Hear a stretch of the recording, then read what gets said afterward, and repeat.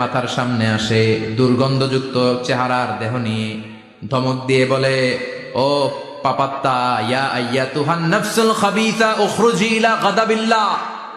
হে পাপাত্তা, আল্লাহর রাগ, ক্রোধ আর গজবের দিকে বের হয়ে আয়। মুমিনের আত্মা বলার সাথে সাথে যেমনি মুমিনের দেহ থেকে বের হয়ে জান্নাতি কাফনের ভেতরে ঢুকে, কাফেরদের আত্মাও কি এরকম তাড়াতাড়ি বেরোতে চায় নাকি? কাফেরদের আত্মা বেরোতে চায় না। ডানে দৌড়, বায়ে দৌড়, সামনে দৌড়, পেছনে দৌড়, আহা দৌড়াদৌড়ি করে।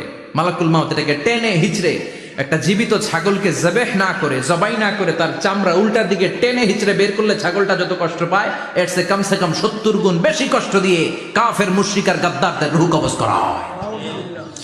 আল্লাহ, এই পরিস্থিতি থেকে তুমি আমাদের বাঁচাও। মুমিনদের রূহ যেমনি কবজ হয়, ওইভাবে রূহ কবজের ব্যবস্থা করে দিও, ইমানের মৃত্যু নসিব করে দিও।